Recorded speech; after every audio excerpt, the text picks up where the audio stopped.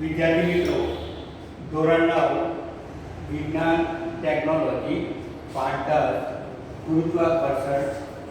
આ પાઠની અંદર આપણે લાસ્ટ ટાઈમ પ્રસ્તાવનાની ચર્ચા કરી હતી.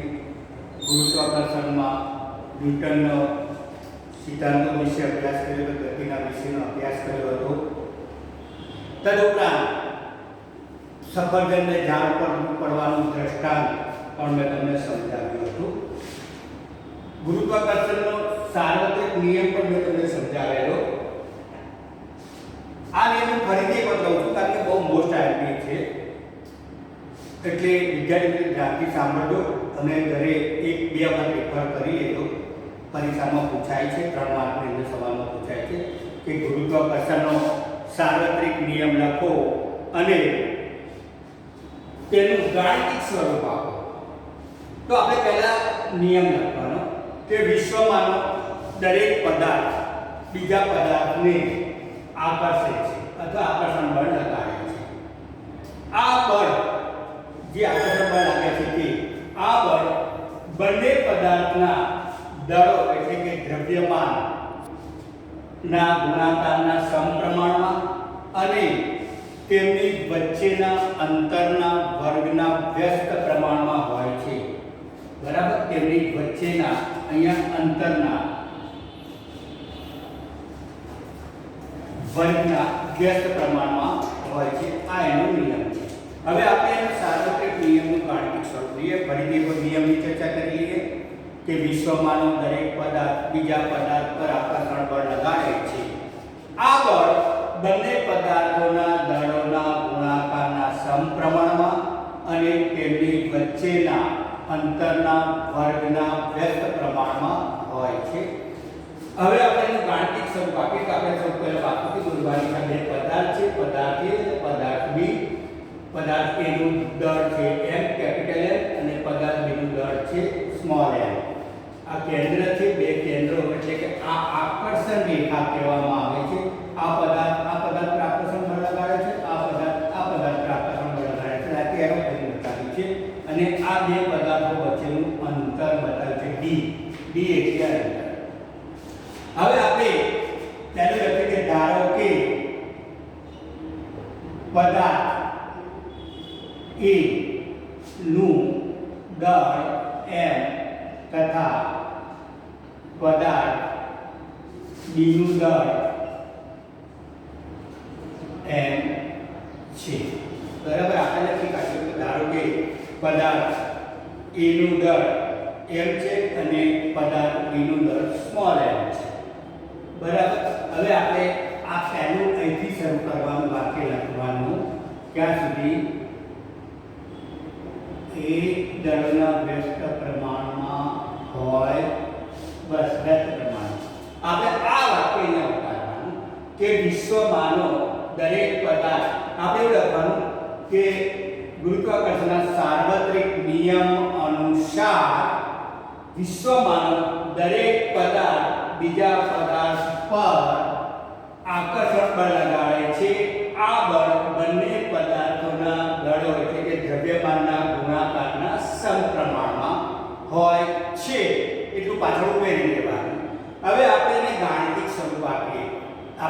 તમે સમીકરણો ગણિતની અંદર ભણો છો, એમાં તમને આપ્યું હોય છે કે ધારો કે 10 પેનની કિંમત આટલી છે ને 20 બોલ પેન્સિલની કિંમત આટલી છે. તો આપણે ધારીએ છીએ કે ધારો કે બોલ પેનની કિંમત x હોય ને પેન્સિલની કિંમત y હોય ને એના પર આપણે સમીકરણ બનાવીએ છીએ. એવી રીતે આપણે એને સમીકરણ સ્વરૂપ બનાવીએ કે દરેક પદાર્થ બીજા પદાર્થ પર આકર્ષણ બળ લગાડે છે. આ બળ બંને પદાર્થના દળના ગુણાકારના સમપ્રમાણમાં.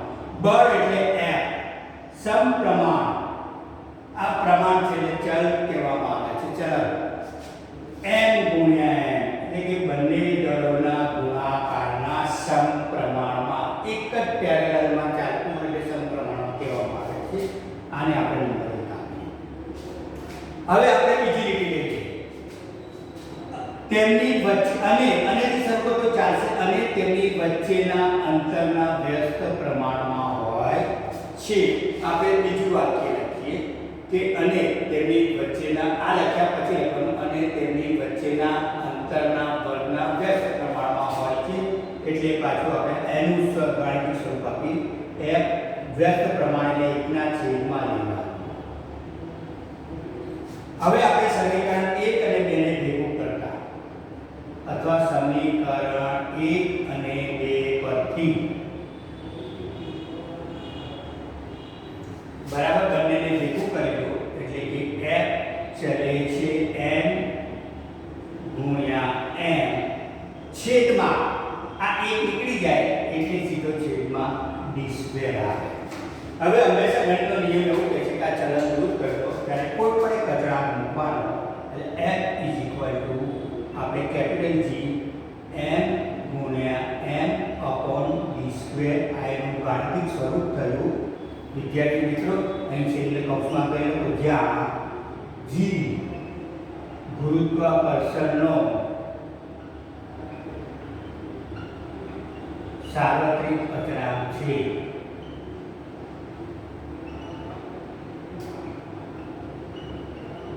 બરાબર, આટલું લખ્યા પછી સૂત્ર પૂરું થાય છે. બરાબર, ફરીથી યાદ રાખો કઈ રીતનું લખવાનું. આ સૂત્ર બહુ મોસ્ટ આઈએમપી છે, પરીક્ષામાં 3 માર્કમાં પૂછાય જ છે. એ છતાંય તમે આગળ સાયન્સમાં અભ્યાસ કરો ત્યારે વિદ્યાર્થી મિત્રો આ સૂત્રો આવે છે, માટે ખાસ ધ્યાન આપવાનું કે ગુરુત્વાકર્ષણનો સાર્વત્રિક નિયમ લખી તેનું ગાણિતિક સ્વરૂપ આપો એવો સવાલ પૂછાય તો આપણે પહેલા સિદ્ધાંત લખવાનો. વિશ્વમાંનો દરેક પદાર્થ બીજા પદાર્થ પર આકર્ષણ બળ લગાડે છે. આ બળ બંને પદાર્થોના દળોના ગુણાકારના સમપ્રમાણમાં અને તેમની વચ્ચેના અંતરના વર્ગના વ્યસ્ત પ્રમાણમાં હોય છે. આ સિદ્ધાંત પૂરો થયા પછી આપણે ગાણિતિક સ્વરૂપ બતાવીએ, વ્યાપક દોરીએ, પછી લખીએ ધારો કે પદાર્થ A નું દળ m કેપિટલ M છે અને પદાર્થ B નું દળ સ્મોલ m છે. એટલે આપણે પહેલું જે વાક્ય છે ગુણાકારના સમપ્રમાણમાં ત્યાં સુધીના વાક્યને ફરીથી લખવાનું કે ગુરુત્વાકર્ષણના સાર્વત્રિક નિયમ અનુસાર વિશ્વમાંનો દરેક પદાર્થ બીજા પદાર્થ ઉપર અને નીચે લખવાનું છે બીજા પદાર્થ ઉપર આકર્ષણ બળ લગાડે છે. આ બળ બંને પદાર્થોના દળોના ગુણાકારના સમપ્રમાણમાં હોય છે. પછી આપણે એને ગાણિતિક સ્વરૂપ આપ્યું f ચલે છે m ગુણ્યા m આને નંબર 1 આપ્યો. પછી પાછું આ નીચે હવે બાકીનું વાક્ય શું કરવાનું છે અને તેમની વચ્ચેના અંતરના વર્ગના વ્યસ્ત પ્રમાણમાં હોય છે. એ બીજું વાક્ય લખ્યા પછી આપણે પાછું એનું ગાણિતિક સ્વરૂપ આપવાનું. f ચલે છે 1/d² એને નંબર 2 આપ્યો. સમીકરણ 1 અને 2 પરથી બંનેને ભેગું કર્યું એટલે f ચલે છે m ગુણ્યા m/d². હવે આપણે અચળાંક દૂર કરી દઈએ. f g m ગુણ્યા m/d² જ્યાં g ગુરુત્વાકર્ષણનો સાર્વત્રિક અચળાંક છે. બરાબર, હવે વિદ્યાર્થી મિત્રો આપણે આગળ જઈએ. આની પર ચર્ચા કરેલી છે ગુરુત્વાકર્ષણ સાર્વત્રિક નિયમોનું મહત્વ શું છે. આ નિયમ કઈ કઈ જગ્યાએ ઉપયોગમાં આવે છે તો કે ગુરુત્વાકર્ષણનો સાર્વત્રિક નિયમ અનેક એવી ઘટનાઓ સફળતાપૂર્વક સમજાવે છે જે અસંબંધિત માનવામાં આવતી હતી, જેને કોઈ માની નહોતું શકતું એવી અસંબંધિત ઘટનાઓ આ ગુરુત્વાકર્ષણના નિયમ અનુસાર માનવામાં આવે છે. પહેલું, આપણને પૃથ્વી સાથે જકડી રાખતું બળ. તમે આપણે એમ કહીએ કે ભાઈ ચલો સાહેબ કે આપણે પૃથ્વી ગોળ છે, આ પૃથ્વી ગોળ છે ને આપણે અહીંયા ચાલતા હોઈએ તો આપણે લસરી નીચે ના આવી જઈએ. સવાલ થાય આપણા મનમાં, પણ આપણને ગુરુત્વાકર્ષણ બળ આપણું પગને જકડી રાખે છે એટલે આપણને લપસવા દેતું નથી. એટલે પહેલું એવું કહેવામાં આવે છે કે આપણને પૃથ્વી સાથે જકડી રાખવું બળ છે. બીજું, પૃથ્વીને ફરતે થતું ચંદ્રનું પરિક્રમણ. હવે પૃથ્વીની આજુબાજુ ચંદ્ર પરિક્રમણ કરે છે, ગોળ ગોળ ફરે છે, તો કેમ ચંદ્ર સીધો આગો પાછો થતો નથી રહેતો? તો પૃથ્વી એ ચંદ્રને ખેંચી રાખે છે એટલે ચંદ્ર એની કક્ષાની બહાર, એની કક્ષા દોરેલી હોય છે એની બહાર જઈ શકતો નથી, એની આજુબાજુ ગોળ ગોળ ફર્યા કરે છે. 3, સૂર્યની ફરતે 9 ગ્રહોનું પરિક્રમણ. ત્રીજું પણ એવી રીતે છે, સૂર્યની આજુબાજુ જે 9 ગ્રહો ફરે છે દરેક ગ્રહ પોતાના કક્ષામાં જ ફરતા હોય છે. કોઈ ગ્રહ પોતે પોતાની કક્ષા છોડીને બીજાના ગ્રહોની કક્ષામાં જઈ શકતો નથી, નહીં તો અથડાય અને ભયંકર હોનારત થાય. પરંતુ સૂર્યના આકર્ષણ બળને કારણે દરેક ગ્રહ પોતાના જે વર્તુળાકાર કક્ષા હોય છે એ માર્ગ ઉપર જ ફરે છે, એ માર્ગ છોડીને જઈ શકતો નથી. ચોથું, ચંદ્ર તથા સૂર્યને કારણે આવતી ગળતી અને કોટ. આ પણ મેં તમને સમજાવી દીધું. હવે આપણે આગળ જોઈએ મુક્ત પતન. તો કે પૃથ્વી પદાર્થને પોતાની તરફ આકર્ષે છે, આમ થવાનું કારણ ગુરુત્વાકર્ષણ બળ છે. તો કે પૃથ્વી દરેક પદાર્થને પોતાની તરફ જમીન તરફ આકર્ષે છે, એનું કારણ છે ગુરુત્વાકર્ષણ બળ. જ્યારે કોઈ પદાર્થ પૃથ્વી તરફ ફક્ત ગુરુત્વાકર્ષણ બળને કારણે ગતિ કરતો હોય ત્યારે પદાર્થ મુક્ત પતન કરે છે. પૃથ્વીના આકર્ષણ બળને કારણે વેગના મૂલ્યમાં ફેરફાર થાય છે. વેગમાં થતો કોઈ પણ ફેરફાર પ્રવેગ ઉત્પન્ન કરે છે. જ્યારે વેગમાં ફેરફાર થાય ત્યારે પ્રવેગ ઉત્પન્ન થાય છે. એ પણ મેં તમને સ્કૂટરના એક્સિલેટર દ્વારા સમજાવેલું. આ પ્રવેગ પૃથ્વીના ગુરુત્વાકર્ષણ બળને લીધે છે. તેથી આ પ્રવેગને ગુરુત્વાકર્ષણને કારણે ઉદ્ભવતો પ્રવેગ અથવા તો ગુરુત્વીય પ્રવેગ સ્મોલ જી, ગુરુત્વીય પ્રવેગ સ્મોલ જી સંજ્ઞા વડે દર્શાવાય છે. ગુરુત્વીય પ્રવેગ સ્મોલ જી નો એકમ મીટર પ્રતિ સેકન્ડ છે અને તેનું મૂલ્ય 9.8 મીટર પ્રતિ સેકન્ડ સ્ક્વેર છે. હવે પૃથ્વીના ગુરુત્વીય બળની અસર હેઠળ પદાર્થોની ગતિ જોઈએ. તો કે મુક્ત પતનમાં પદાર્થ પ્રવેગનો અનુભવ કરે છે. પદાર્થ દ્વારા અનુભવાતો પ્રવેગ તેના દ્રવ્યમાન પર આધાર રાખતો નથી. પદાર્થ પોલો હોય કે નક્કર હોય, મોટો હોય કે નાનો હોય, એક સરખા દરથી નીચે પડવો જોઈએ. આ વિચારના સમર્થન માટે ગેલિલીઓએ ઇટાલીમાં આવેલા પિઝાના ઢળતા મિનારા પરથી જુદા જુદા પદાર્થો પડતા મૂક્યા હતા. હવે આપણે આગળ જોઈએ તો કે પૃથ્વીની નજીક સ્મોલ જી ગુરુત્વીય પ્રવેગ સ્મોલ જી નું મૂલ્ય અચળ હોવાથી અચળ પ્રવેગી ગતિના સમીકરણ, આ બધા અચળ પ્રવેગી ગતિના સમીકરણો છે. અચળ પ્રવેગી ગતિના સમીકરણો માં પ્રવેગ a ને બદલે g મૂકવામાં આવે છે. મૂકવાથી દરેક સમીકરણો નીચે મુજબ મળે છે. પહેલું સમીકરણ છે v u at માં a ને બદલે આપણે અહીંયા g મૂકવાનું છે. v u gt a બરાબર g થશે.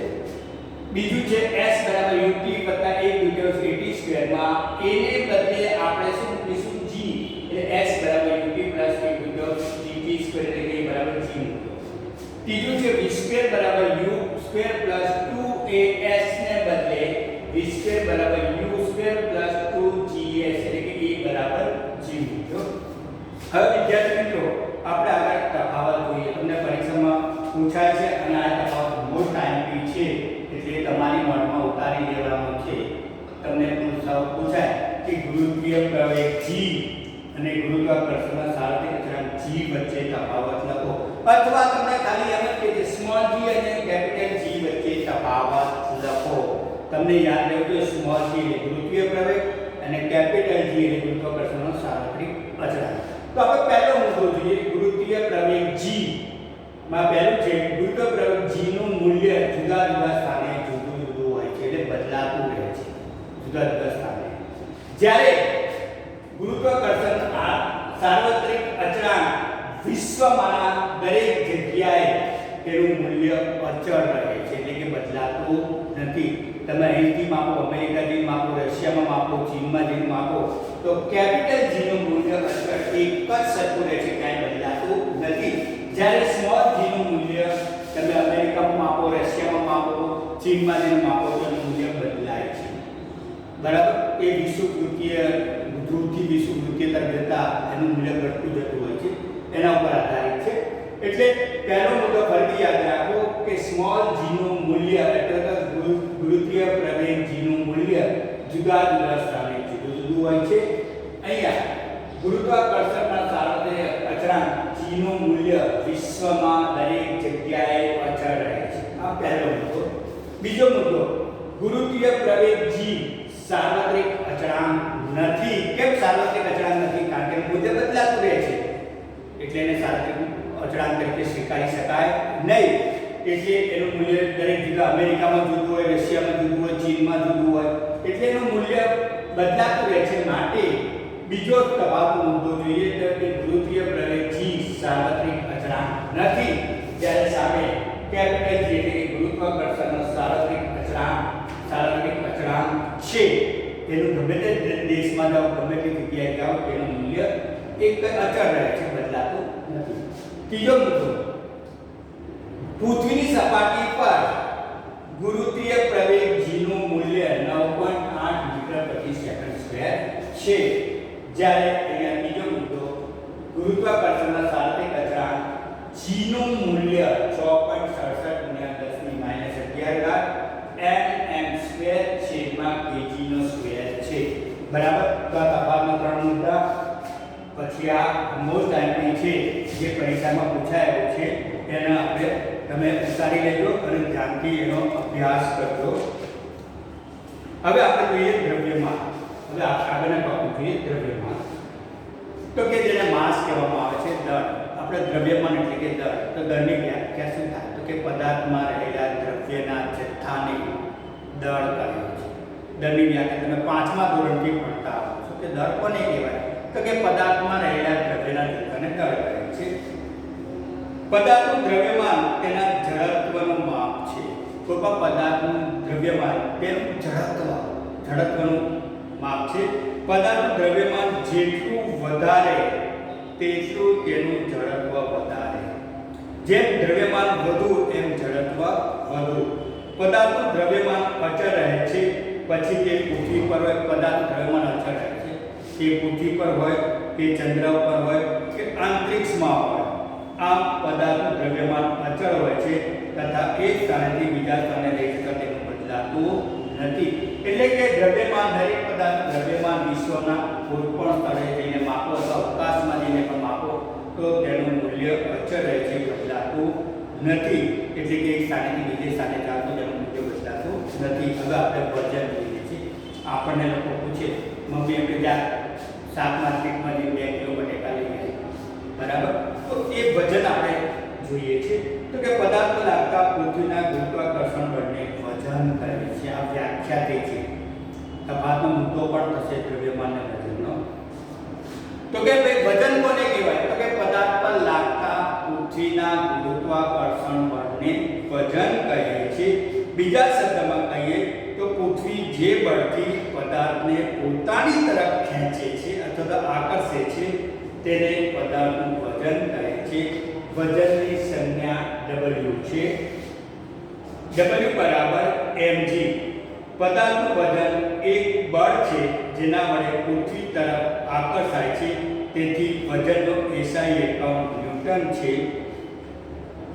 વજન બળ હંમેશા નીચેની તરફ લાગતું હોવાથી બળની દિશા અને મૂલ્ય બંને હોવાથી તે સદિશ રાશિ છે. નીચેની તરફ લાગે છે, ઊંચી તરફ, એટલે દિશા પણ બતાવે છે અને મૂલ્ય પણ બતાવે છે, એટલે એક સદિશ રાશિ છે. હવે વિદ્યાર્થી મિત્રો, આપણે આગળ જોઈએ તફાવત જોઈએ. તમને પરીક્ષામાં બીજો એક આ તફાવત પૂછાય છે, દળ અને વજન વચ્ચે તફાવત લખો.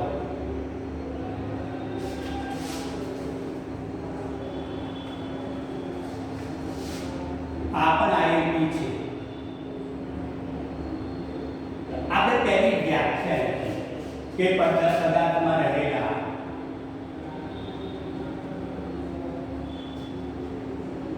દ્રવ્યના જથ્થાને દળ કહે છે. સામે લખીએ, પદાર્થ પર લાગતા પૃથ્વીના ગુરુત્વાકર્ષણ બળને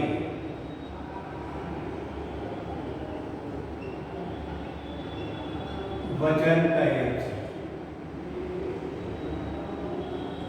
બીજો મુદ્દો, દળની સંજ્ઞા m છે. બીજો મુદ્દો, વજનની સંજ્ઞા W છે. ત્રીજો મુદ્દો, દળ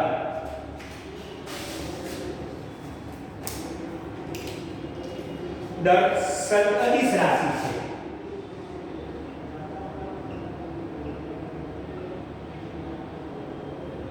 અહીં સામે વજન સદિશ રાશિ છે.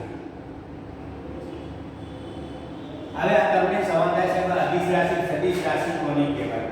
તો કે અદિશ રાશિ કોને કહીએ? તો કે જે રાશિને દર્શાવવા ફક્ત મૂલ્યની જરૂર પડે તેને અદિશ રાશિ કહેવામાં આવે છે. જ્યારે સદિશ રાશિ જે રાશિને દર્શાવવા માટે મૂલ્ય ઉપરાંત દિશાની જરૂર પડે તેને સદિશ રાશિ કહેવામાં આવે છે. આ વજન છે, વજન સદિશ એટલા માટે કે તમે એનું મૂલ્ય મૂકો છો અને નીચેની તરફ લાગે છે એટલે દિશા બતાવવામાં આવે છે નીચેની તરફ, એટલે એને સદિશ રાશિ કહેવામાં આવે છે. ચોથો મુદ્દો, દળને સાદી તુલા અથવા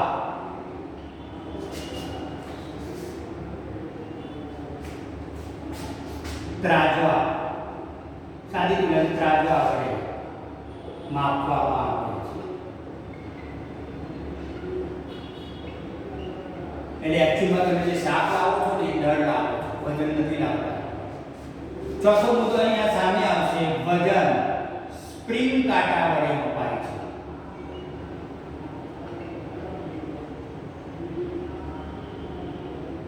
દાખલા કે સ્પ્રિંગ કાંટો તમે જોયો હશે, આ હૂક હશે,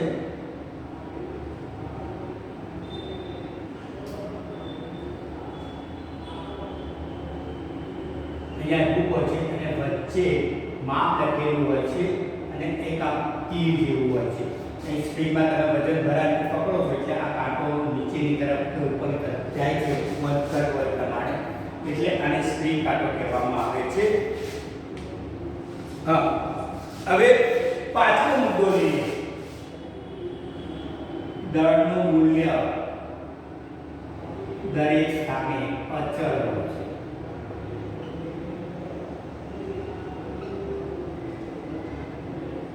અહીં સામે લઈએ પાંચમો મુદ્દો, વજનનું મૂલ્ય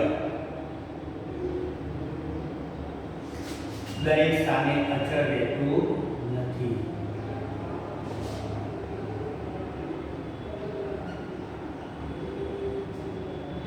બરાબર, આ ફરી એક આપણો મુદ્દો તૈયાર કરી દો કે ભાઈ ચલો દળ પહેલા વ્યાખ્યા કરી દો કે પદાર્થમાં રહેલા દ્રવ્યના જથ્થાને દળ કહે છે. સામે વજનની વ્યાખ્યા લખો કે પદાર્થમાં લાગતા પૃથ્વીના ગુરુત્વાકર્ષણ બળને વજન કહે છે. બીજો મુદ્દો, દળની સંજ્ઞા m છે, સામે વજનની સંજ્ઞા w છે. ત્રીજો, દળ અદિશ રાશિ છે, સામે વજન સદિશ રાશિ છે. ચોથું, સાદી તુલા અથવા તો ત્રાજવા વડે માપવામાં આવે છે. આમાં વજનને સ્પ્રિંગ કાંટા વડે માપવામાં આવે છે. પાંચમું, દળનું મૂલ્ય દરેક સ્થાને અચળ હોય છે, સામે પાંચમો મુદ્દો, વજનનું મૂલ્ય દરેક સ્થાને જુદું જુદું રહે છે. હવે વિદ્યાર્થી મિત્રો, આપણે એક દાખલાની ચર્ચા કરીએ.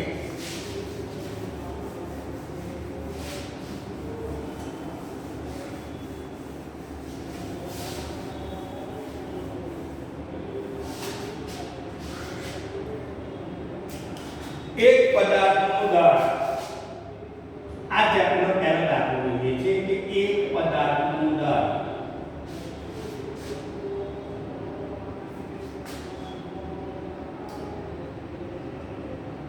દળ 10 kg છે.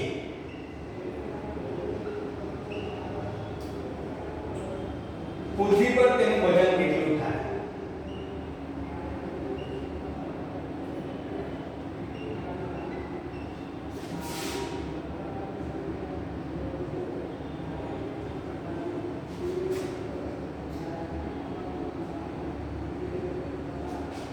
તથા ચંદ્ર પર તેનું વજન કેટલું?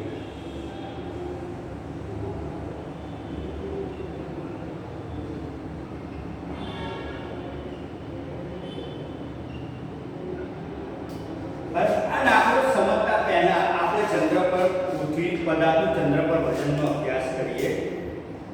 તો કે પૃથ્વી પર કોઈ પદાર્થનું વજન એ બળ છે, વજન શું છે? એક બળ છે કે જેના દ્વારા પૃથ્વી પદાર્થને પોતાની તરફ આકર્ષે છે. આ રીતે ચંદ્ર પર કોઈ પદાર્થનું વજન એ બળ છે કે જેના દ્વારા ચંદ્ર તે પદાર્થને પોતાની તરફ આકર્ષે છે. જે રીતે પૃથ્વી એક બળ, પૃથ્વી પર પદાર્થ લાગતું બળ છે, પૃથ્વી પોતે એક પદાર્થને પોતાની તરફ આકર્ષે છે, એવી રીતે ચંદ્ર પણ પદાર્થને પોતાની તરફ આકર્ષે છે. ચંદ્રનું દળ પૃથ્વીની સાપેક્ષમાં ઓછું છે. ચંદ્રનો નાનો છે, ચંદ્રનું વજન ઓછું છે, જ્યારે પૃથ્વીનું દળ ચંદ્રની સાપેક્ષમાં વધુ છે. તેથી ચંદ્ર પર પદાર્થ ઓછું આકર્ષણ બળ લગાડે છે.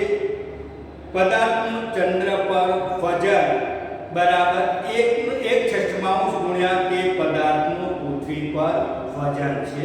બરાબર, જે આ દાખલામાં આપણે આગળ કરીશું એટલે સૂત્રમાં તમને લખાવીશ. હવે આપણને આમાં વિગત આપી છે દળ, એને આપણે અહીંયા m કહીએ છીએ, 10 kg. જો બે તરફ લખી શકીએ m. બરાબર,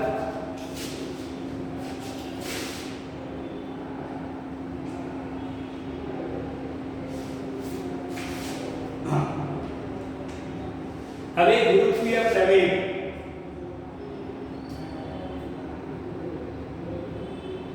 એને સ્મોલ g કહેવાના આવે છે. એનું માપ છે 9.8 મીટર પ્રતિ સેકન્ડનો સ્ક્વેર. બરાબર છે. હા, હવે આપણે પૃથ્વી પર એનું વજન કરીએ. પદાર્થનું પૃથ્વી પર વજન એટલે કે w બરાબર mg, અથવા તો તમે m ગુણ્યા g લખો, બંને એક જ છે. બરાબર, વચ્ચે ગુણાકાર ના કરો એટલે સમજવાનું કે બંને વચ્ચે ગુણાકાર છે. એટલે m નું મૂલ્ય 10 ગુણ્યા 9.8. બરાબર, આનો લસાઅ છે દૂર કરો એટલે 10 ગુણ્યા 98/10. 10 ઉડી જાય એટલે 98 મીટર આવે. હવે આપણે પહેલો સવાલનો જવાબ આવી ગયો કે તે પદાર્થનું પૃથ્વી પર વજન કેટલું હશે, તો કે 98 મીટર. હવે બીજો સવાલ છે ચંદ્ર પર વજન. તો ચંદ્ર પર વજન, પદાર્થનું વજન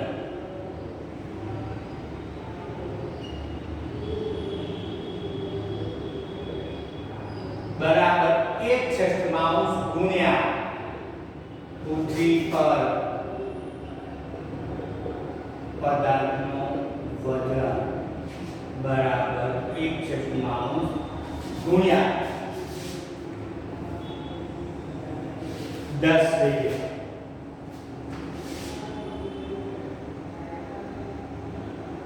બરાબર, સોરી 98. પૃથ્વી પર વજન કેટલું આવ્યું? 98 6 ભાગો એટલે 13.16.33 આવશે. સારા કરશો એટલે 3 આયા છે એટલે કે 16.33. બરાબર છે.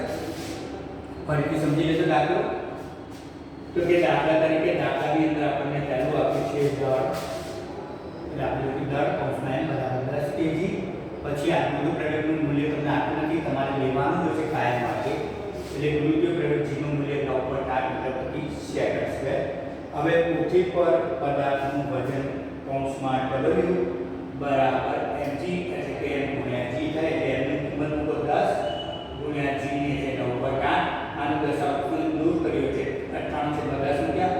10 ઉડી ગયા એટલે 98 મીટર આવ્યું.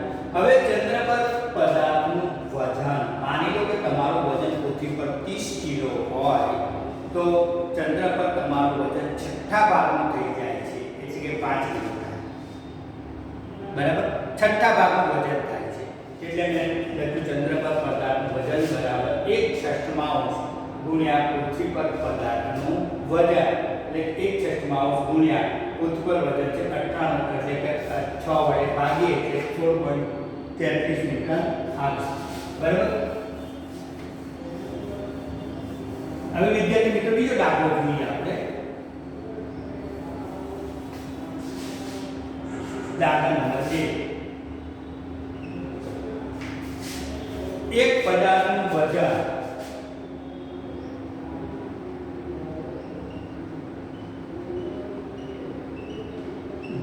n છે. આ એક માર્કના સવાલમાં પૂછાય છે. વિદ્યાર્થી મિત્રો ધ્યાન રાખજો. એક પદાર્થનું વજન પૃથ્વી પર, કારણ કે ચોખ્ખું લખ્યું છે પૃથ્વી પર 10 ન્યૂટન છે. તેનું વજન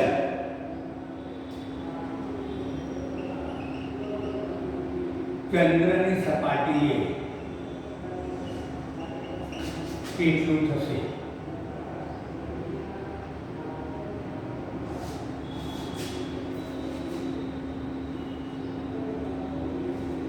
હવે આપણે દાખલો કરીશું. આ તો પદાર્થનું વજન આપ્યું છે. પદાર્થનું વજન ત્યાં આગળ પૃથ્વી પર 10 ન્યૂટન છે. આપણે ચંદ્ર પર શોધવાનું છે, તો ચંદ્ર પર પદાર્થનું વજન બરાબર 1/6 ગુણ્યા પૃથ્વી પર પદાર્થનું વજન બરાબર 1/6 ગુણ્યા 10, 6 વડે ભાગીએ એટલે 1.67 આવશે. બરાબર. આ બે દાખલા વિદ્યાર્થીઓ ખાસ ધ્યાન આપવાના છે. હવે આપણે આગળ જઈએ ધક્કો અને દબાણ. તો કે ધક્કો કોને કહેવાય? આપણે ધક્કો મારીએ છીએ કોઈ છોકરાને કે કોઈ વિદ્યાર્થીને આપણે ધક્કો મારીએ તે આગળ પડી જાય છે, આપણે એનો ધક્કો મારીએ છીએ અથવા તો દબાણ કરીએ છીએ. દબાણ એટલે આપણે કોઈ પણ વસ્તુને દબાવીએ છીએ અથવા તો આપણે બે મિત્રો ભાઈબંધીમાં વાર ઉભરી આવે છે તો આપણે એને બાદ ભીડી જઈએ છીએ ને એની પર દબાણ કરીએ છીએ. એટલે પેલો મિત્ર એમ કહે છે મને છોડ, મને દબાણ લાગે છે, તું મને દબાવે છે. બરાબર. આવો શબ્દ આપણે વિજ્ઞાન ભણતા નહોતા તો નાનપણથી આપણે જાણતા હતા, ધક્કો અને દબાણ. તો કે ઊંટ રણમાં સરળતાથી કેમ દોડી શકે છે? આપણે પહેલો સવાલ થાય કે આપણે રણમાં ચાલવાનું કે તો આપણે સરળતાથી ચાલી શકતા નથી. તો કેમ ચાલી શકતા નથી? એનું કારણ શું છે? એના કારણનો આપણે અભ્યાસ કરવાનો છે આની પર.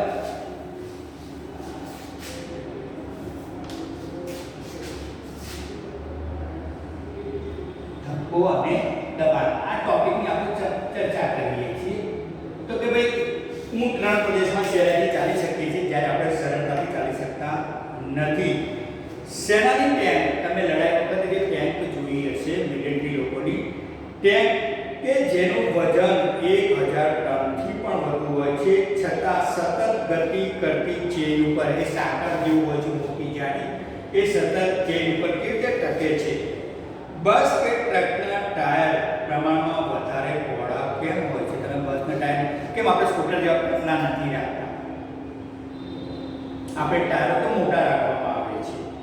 આપણે વિજ્ઞાનનો નિયમ એવું કહે છે જેમ વાહન વધતું જાય, દાખલા તરીકે સાયકલ, તો સાયકલની ટ્યુબ પાતળી હોય છે.